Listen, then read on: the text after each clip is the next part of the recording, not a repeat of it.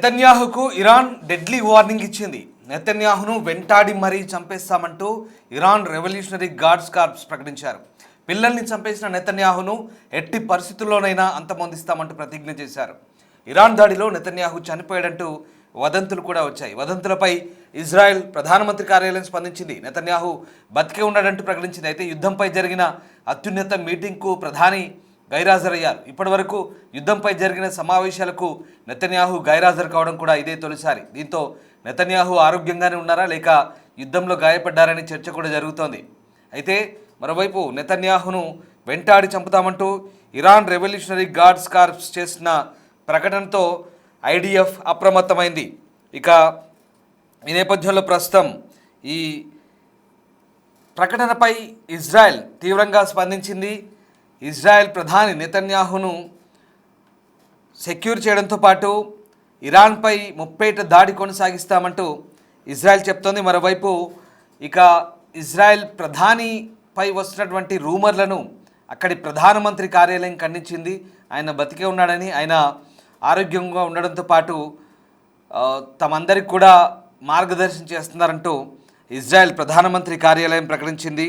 Iran Israel మధ్య కొనసాగుతున్న వివాదం నేపథ్యంలో Iran Islamic revolutionary guards corps IRGC Israel ప్రధానమంత్రి బెంజమిన్ నెతన్యాహును లక్ష్యంగా చేసుకొని బలమైన హెచ్చరిక జారీ చేసిందని, ఆయన్ను వెంబడించి చంపేస్తామంటూ ప్రకటించినట్టుగా నివేదికలు వస్తున్నాయి. ఈ నేపథ్యంలో ప్రస్తుతం ఈ అంశం మరింత ఆసక్తికరంగా మారుతోంది. మరోవైపు నెతన్యాహును చంపేస్తామంటూ ఐఆర్జీసీ ప్రకటించడంతో ఓవైపు నెతన్యాహు సెక్యూరిటీ కూడా పెంచినట్టుగా తెలుస్తోంది. పశ్చిమాసియా వివాదం నేపథ్యంలో నెతన్యాహును వెంబడించి చంపేస్తామంటూ ఐఆర్జీసీ ప్రతిజ్ఞ చేసిన నేపథ్యంలో ఇజ్రాయెల్ ఇరాన్పై దాడులను ముమ్మరం చేసింది. హర్ముజ్ జలసంధిలో నౌకా రవాణాకు టెహ్రాన్ అంతరాయం కలిగిస్తే ఇరాన్ ఇంధన సౌకర్యాలను లక్ష్యంగా చేసుకోవచ్చంటూ వాషింగ్టన్ హెచ్చరించింది. ఇక బాగ్దాద్ విమానాశ్రయం సమీపంలో డ్రోన్ దాడులు ఇటీవల సిరియా నుండి తీసుకురాబడిన ఇస్లామిక్ స్టేట్ గ్రూప్ అనుమానితుల నుంచి సమీపంలో జైలు భద్రతకు ముప్పు కలిగిస్తాయంటూ కూడా మరోవైపు ఇరాక్ హెచ్చరిస్తున్న పరిస్థితి కనబడతా ఉంది. ఈ నేపథ్యంలో అటు గల్ఫ్ దేశాలపై దాడికి సంబంధించి అంటే మధ్యప్రాచ్యం యుద్ధం ప్రారంభమైనప్పటి నుంచి కూడా టెహ్రాన్ మద్దతు గల సాయుధ గ్రూపులు ఇరాక్లోని అమెరికా స్థావరాలపై రోజువారీ డ్రోన్ రాకెట్ దాడులను నిర్వహిస్తున్నట్టుగా ఆరోపణలు కూడా వస్తున్నాయి. ఈ నేపథ్యంలోనే పశ్చిమాసియాలో వాతావరణం మరింత తీవ్ర రూపం దాల్చే అవకాశం కనిపిస్తోంది. ఇక ఇరాన్ ఇజ్రాయెల్ వార్ నేపథ్యంలో ప్రస్తుతం ఆయా దేశాల అత్యున్నత నాయకులకు సంబంధించినటువంటి అనేక రూమర్లు ప్రస్తుతం స్ప్రెడ్ అవుతున్న పరిస్థితి.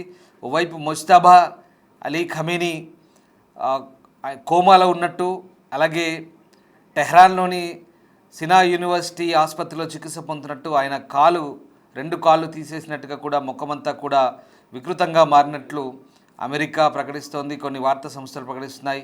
మరోవైపు ఇజ్రాయెల్ ప్రధాని బెంజమిన్ నెతన్యాహు సంబంధించినటువంటి ఏఐ వీడియో క్రియేట్ చేసి ఆయన కూడా చనిపోయారంటూ ఇజ్రాయెల్ ప్రధానిపై కూడా రకరకాల వదంతులు వ్యాపిస్తున్నాయి. అయితే ఇప్పటికే కొన్ని ఫ్యాక్ట్ చెక్ సంస్థలన్నీ కూడా ఇవన్నీ రూమర్లుగా కొట్టిపారేశాయి. గ్రూప్తో పాటు ఇస్నో, అలాగే టైమ్స్ ఆఫ్ ఇజ్రాయెల్, అలాగే రాయిటర్స్ లాంటి సంస్థలు, అల్ జజీరా లాంటి సంస్థలు కూడా ఇవన్నీ ఫేక్గా కొట్టిపారేశాయి. మరోవైపు నెతన్యాహు ఆరోగ్యం ఎలా ఉందనే దానిపై కూడా ఇప్పుడు ఆసక్తికర చర్చ జరుగుతోంది. సో మొత్తం మీద ఇరు దేశాలకు సంబంధించినటువంటి అగ్రనాయకత్వానికి గురించి అనేక వదంతులు వ్యాపిస్తున్న నేపథ్యంలో ఇజ్రాయెల్ ప్రధాన కార్యాలయం కూడా ప్రస్తుతం స్పందించింది. నెతన్యాహు ఆరోగ్యంగానే ఉన్నట్టుగా వెల్లడించింది. అయితే నెతన్యాహును మాత్రం వెంబడించి చంపుతామంటూ ఐఆర్జీసీ చేసిన ప్రకటనతో ఒక్కసారిగా ఇజ్రాయెల్ వైపు పూర్తిగా అలర్ట్ కొనసాగుతున్న పరిస్థితి కనబడుతుంది. మా ప్రతినిధి శివ ఉన్నారు. శివ, ఇజ్రాయెల్ ప్రధానిని వేటాడి మరీ చంపుతామంటూ ఐఆర్జీసీ ప్రతిజ్ఞ చేస్తోంది. సో ఐఆర్జీసీ ఎట్లాంటి స్టేట్మెంట్ రిలీజ్ చేస్తుంది? ప్రస్తుతం పశ్చిమాసియాలో పరిస్థితి ఎట్లా ఉన్నాయి? పశ్చిమాసియా దేశాల మధ్య యుద్ధం కొనసాగుతున్న వేళ కొన్ని కీలక విషయాలు అయితే బయటకు వస్తున్నాయి. ఇటు ఇరాన్ ఇజ్రాయెల్ అమెరికా మీద ప్రతిదాడులు చేస్తున్నప్పటికీ కూడా ఇటు ఇరాన్ చేసిన దాడిలో ఇజ్రాయెల్ ప్రధానమంత్రి నెతన్యాహు చనిపోయారు అనేది ప్రధానంగా కొంత ప్రచారం జరుగుతోంది. అంటే ఇప్పటికే చనిపోయాడని వదంతులు వస్తూ ఉన్నాయి. ఒకవేళ బ్రతుకున్నప్పటికీ కూడా ఆయన్ని అంతమందిస్తామంటూ కూడా ఇరాన్ ప్రతిజ్ఞ చేస్తుంది. అంటే నెతన్యాహుకు ఇరాన్ ఒక డెడ్లీ వార్నింగ్ ఇచ్చిందని ప్రధానంగా చెప్పుకోవాలి. అంటే నెతన్యాహును వెంటాడి మరీ చంపేస్తామని ఐఆర్జిసి అంటే ఇజ్రాయెల్ రివల్యూషనరీ గార్డ్స్ ఒక ప్రకటన కూడా విడుదల చేశారు. అంటే పిల్లల్ని చంపిన నెతన్యాహును ఎట్టి పరిస్థితుల్లోనైనా అంతమొందిస్తామంటూ కూడా ఒక ప్రతిజ్ఞ చేశారు. ఇరాన్ దాడిలో నెతన్యాహు చనిపోయాడనే వదంతులు వస్తున్నాయి. ఈ వదంతులపై ఇజ్రాయెల్ పిఎం కార్యాలయం కూడా స్పందించింది. అయితే నెతన్యాహు బతికే ఉన్నాడంటూ కూడా ఒక అధికారిక ప్రకటన విడుదల చేశారు. ఈ యుద్ధంపై జరిగిన అత్యున్నత మీటింగ్ కు ఆయన నెతన్యాహు హాజరు కాలేదు అనేది ప్రధానంగా ప్రచారం జరుగుతుంది. ఆయన గైర్హాజరయ్యనేది కూడా ప్రధాని హోదాలో రాలేకపోయారు అనేది చెప్తూ ఉన్నారు. అయితే ఇప్పటి వరకు యుద్ధంపై జరిగిన సమావేశాలకు నెతన్యాహు ఎప్పుడు కూడా గైర్హాజరు కాలేదు, ఇప్పుడే తొలిసారి హాజరు కాలేదు అనేది ప్రధానంగా సమాచారం అందుతుంది. దీంతో నెతన్యాహు ఆరోగ్యంగానే ఉన్నారా లేక యుద్ధంలో గాయపడ్డారా, ఇటు ఇరాన్ చెప్తున్నట్లుగా ఆయన ఇరాన్ దాడిలో చనిపోయారా, ఇలా అనేక విధాలకు కూడా అనేక ఊహాగానాలు ఎవరి అభిప్రాయాలు వారు వ్యక్తపరుస్తున్నారు. కానీ ఇజ్రాయెల్ మాత్రం క్షేమంగానే ఉన్నారు అని చెప్తున్నారు. కొన్ని ఏఐ వీడియోస్ కూడా బయట ప్రచారం జరుగుతున్నాయి. ఆయన మాట్లాడిన సందర్భంలో చేతి వేళ్ల గురించి కూడా ఒక చేతికి మాట్లాడే సందర్భంలో 6 వేళ్లు ఉన్నాయి, మరొక ఒరిజినల్ వేరే వీడియోలో 5 వేళ్లు ఉన్నాయి. దీనికి సంబంధించి కూడా అది ఏ వీడియోనా లేదా ఒరిజినల్ వీడియోనా లేదంటే కూడా కొన్ని అపోహలు కూడా క్రియేట్ అవుతూ ఉన్నాయి. కానీ ఈ సందర్భంలో ఇప్పుడు ఇజ్రాయెల్ అమెరికా ఈ ఇరు దేశాలు కూడా ఇరాన్ నూతన సుప్రీమో ముజతబ్ ఖమేని కూడా చనిపోయారు అనేది వారు ప్రచారం చేస్తుంటే, ఇటు ఇజ్రాయెల్ ప్రధాని నెతన్యాహు చనిపోయారనేది కూడా ఇరాన్ ప్రచారం చేస్తుంది. ఎవరికి వారు వారికి నచ్చిన విధంగా వాళ్ళు ప్రచారం చేసుకుంటున్నారు. కానీ ఎవరికి వారు దాన్ని ఖండిస్తున్నారు, సమర్థించుకుంటున్న పరిస్థితి కనిపిస్తుంది.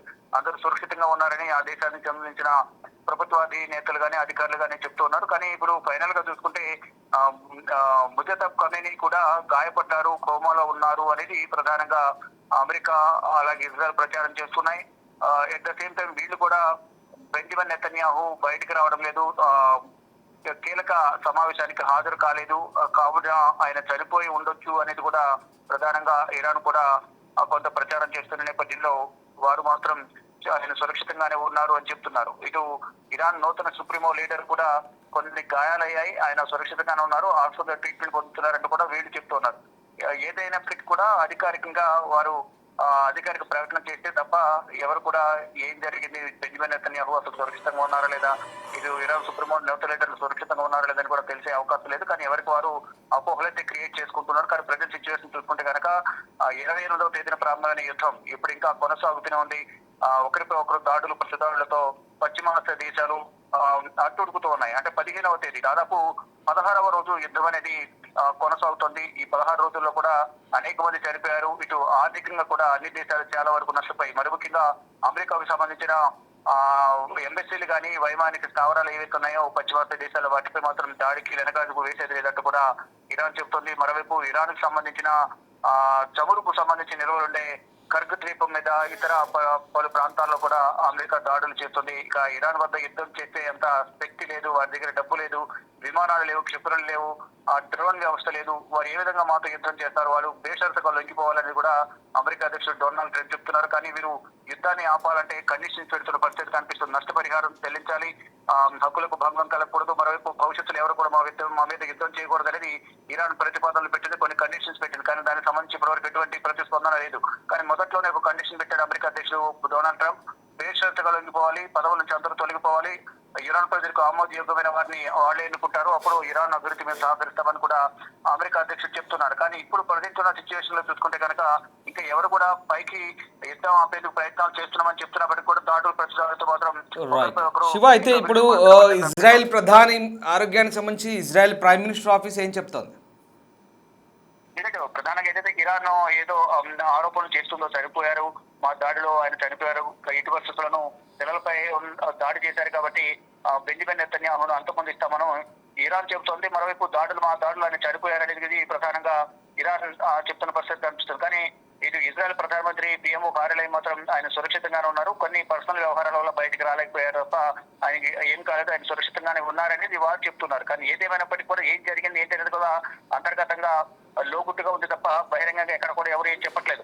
కానీ మధ్య మధ్యలో మాత్రం డొనాల్డ్ ట్రంప్ ట్వీట్ చేస్తూ యుద్ధానికి త్వరలో ముగింపు పలకపోతున్నాం, ఈ యుద్ధం ముగియబోతోంది, మేము చెప్పిన విధంగానే ఇరాన్ నడుచుకుంటుందంటూ కూడా ఆయన కొన్ని ప్రకటనలు చేస్తున్నారు. కానీ ఇరాన్ మాత్రం ఎక్కడ కూడా దానికి సంబంధించి స్పందించలేదు. మేము లొంగిపోవడం లేదు, మా దగ్గర అన్ని ఆయుధాలు ఉన్నాయి, మేము యుద్ధాన్ని కొనసాగిస్తామనేది వారు చెప్తున్నారు. కానీ మరోవైపు ఇప్పుడు బెంజమిన్ నెతన్యాహును అంతమంది ఇస్తామని మరొక ప్రకటన చేస్తున్నారు. మరోవైపు చనిపోయారని కూడా మరొక ప్రకటన కూడా విడుదల చేశారు. ఏదేమైనప్పటికీ కూడా ప్రజెంట్ సిచ్యువేషన్ చూసుకుంటే దాడులు ప్రతిదాడులతో ఈ పశ్చిమాసియా దేశాలన్నీ కూడా పరిస్థితి కనిపిస్తుంది. మరోవైపు ఇక్కడ గల్ఫ్ కంట్రీస్ కానీ, మరోవైపు పశ్చిమాసియా దేశాల్లో ఉన్న ఎంబసీస్, అమెరికా ఎంబసీ కార్యాలయం కానీ వారి సైనిక స్థావరాలపై దాడులు అయితే ఇరాన్ చేస్తోంది.